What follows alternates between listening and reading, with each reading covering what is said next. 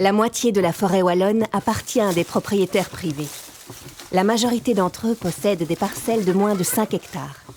C'est à leur attention que la cellule d'appui à la petite forêt privée a développé un ensemble de services depuis 2012.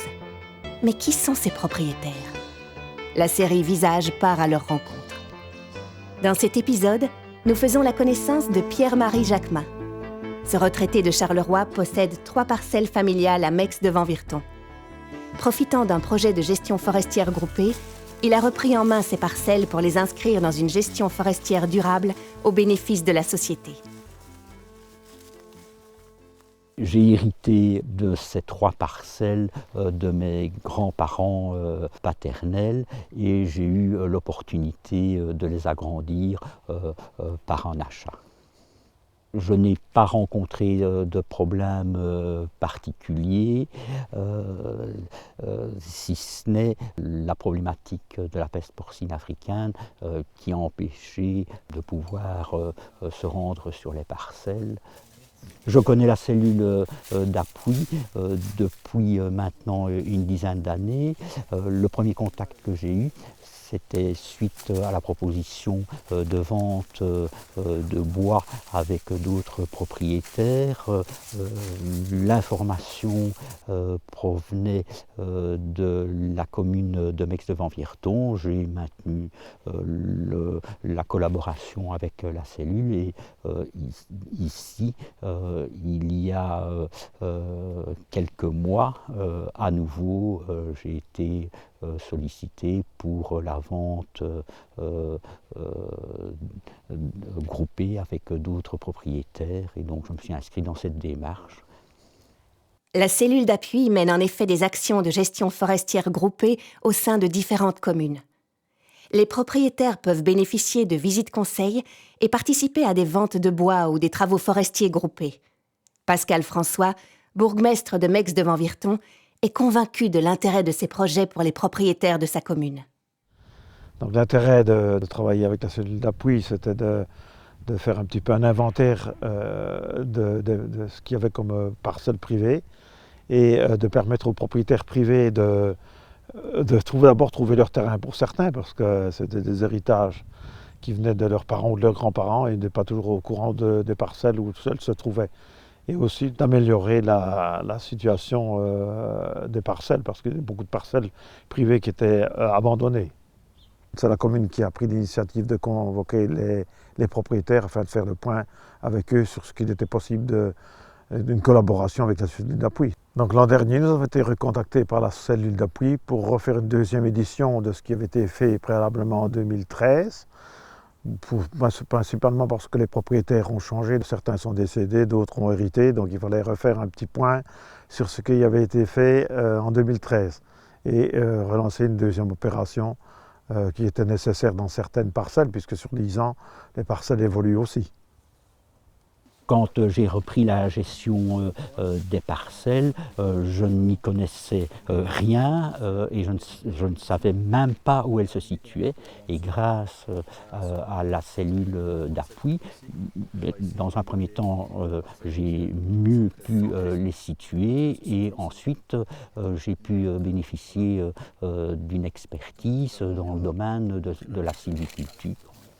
Pour cette parcelle, je souhaite une coupe d'éclaircie, ce qui permettra aux beaux chênes de mieux grandir. Si nous disposons de grumes, mon souhait, c'est que ces grumes soient traitées localement.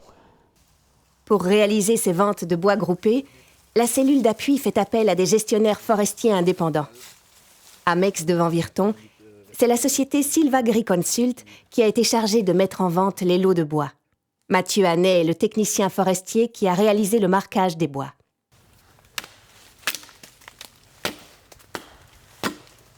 Je trouve surtout qu'il y a 2 avantages.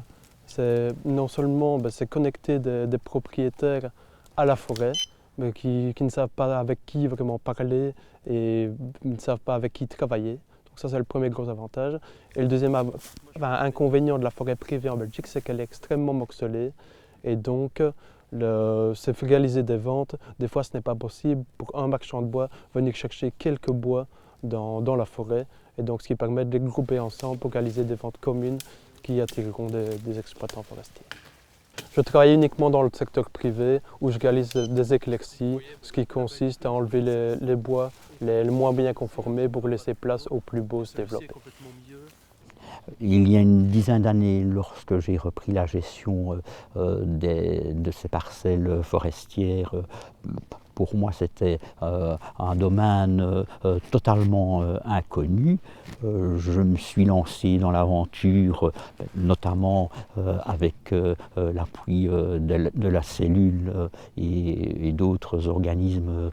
Actuellement, le fait de m'occuper de la gestion de ces parcelles me permet de contribuer modestement à restaurer un équilibre entre l'homme et la nature. Comme autre précision, je me suis inscrit dans une démarche de reconnaissance PEFC. Dans l'avenir, je souhaite préserver ces parcelles et qu'elles puissent contribuer à maintenir un équilibre entre la nature et les personnes, et aussi maintenir un aspect paysager, notamment pour la commune de Mex-Devant-Virton. Et donc je ne veux certainement pas que ce soit une forêt fermée, mais plutôt ouverte et disponible à toute personne intéressée par la problématique de la forêt et des arbres. Pour moi, ma forêt, c'est une source d'épanouissement. C'est également maintenir un lien avec la famille et les grands-parents paternels.